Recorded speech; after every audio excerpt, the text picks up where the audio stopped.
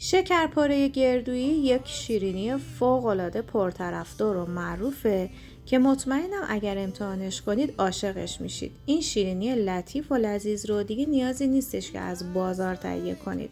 به راحتی میتونید خودتون داخل منزل تهیه کنید. سلام به خوشمزه پزای کانال، به آشپزخونه کیمیا خیلی خوش اومدین. بریم که با هم درستش کنیم. قبل از هر چیز شربت این شیرینی رو آماده میکنیم. 420 گرم شکر رو با 750 گرم آب داخل قابلمه میریزیم، روی حرارت متوسط قرار میدیم تا شکر کاملا داخل آب حل بشه. بعد از اینکه شروع کرد به جوشیدن، یک قاشق غذاخوری آب لیمو رو بهش اضافه کنید و اجازه بدید تا روی حرارت متوسط یه مقدار شربت شما غلیظ بشه.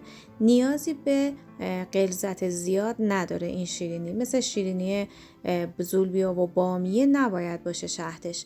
یه مقدار از آب غلیظ‌تر باشه کافیه و باید از روی حرارت برش دارید.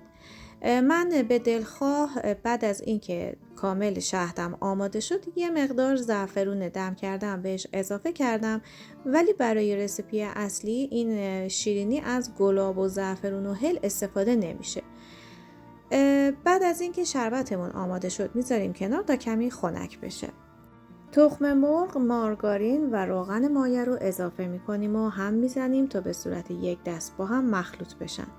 من از یک عدد تخم مرغ به وزن 55 گرم، مارگارین به وزن 250 گرم و روغن مایع به وزن 80 گرم استفاده کردم. بعد از اینکه موادم کامل با هم دیگه مخلوط شدن، ماست تازه رو اضافه میکنیم. 120 گرم ماست داشتیم که داخل مواد ریختم و خوب هم زدم. نوک قاشق چایخوری نمک و نوک قاشق چایخوری وانیل رو هم اضافه میکنم و هم میزنم و بعد 20 گرم آرد سمولینا رو اضافه کردم و هم میزنم تا کاملا با هم مخلوط بشن. آرد سمولینا رو به هیچ عنوان جایگزین نکنین، چون ساختار شیرینیتون به هم میریزه و شیرینی شکل خودش رو از دست میده، ضمن اینکه رطوبت شیرینی رو این آرد سمولینا تنظیم میکنه که اگر ازش استفاده نکنید بافت شیرینیتون خراب میشه. من به میزان 515 گرم آرد سفید رو کم کم میریزم داخل موادم، هم میزنم و بعد هم یه مقدار خیلی کم ورز میدم تا یک خمیر نرم و لطیف و یک دستی داشته باشم.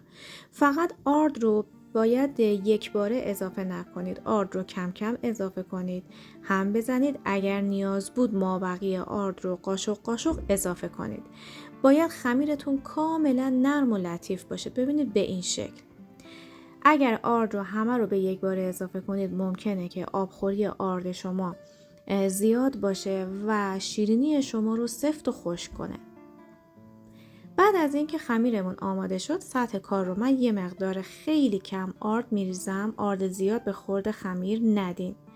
یه مقدار آرد میپاشم و بعد خمیر رو روی آرد یه مقدار باهاش بازی میکنم. یکم زیر و روی خمیرم رو آغشته به آرد میکنم. بعدم روی یک توری خمیر رو باز میکنم و برای مواد میانی این خمیر از پودر گردو و یه مقدار دارچین استفاده میکنم که باز هم مواد داخلی این رو به ذائقه خودتون میتونید عوضش کنید، اما رسیپی اصلی این هستش. من دو سر خمیر رو همونطور که میبینید با هم دیگه خوب فیکس میکنم، خوب میبندم تا روزنه‌ای نداشته باشه. خمیرمون نباید ترک داشته باشه و خمیر صاف و یک دستی رو باید باز کنید.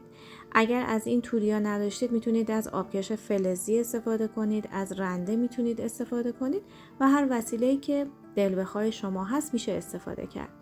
من داخل سینی فر رو خیلی خوب چرب کردم. شیرینی ها رو میچینم داخلش. شیرینیاتون رو خیلی تیز نکنید سرش رو، چون داخل فر میسوزه.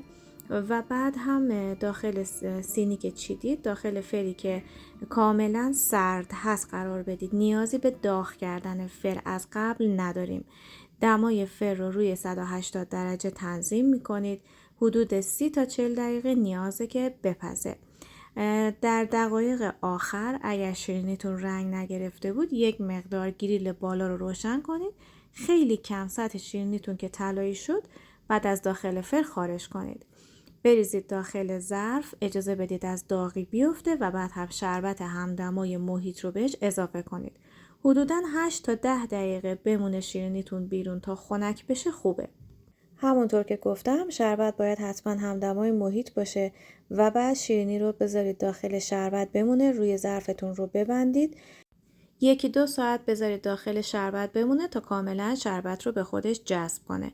اگر دوست داشتید که شیرینیتون شهد کمتری داشته باشه میتونید مدت زمان کمتری رو داخل شربت نگه دارید.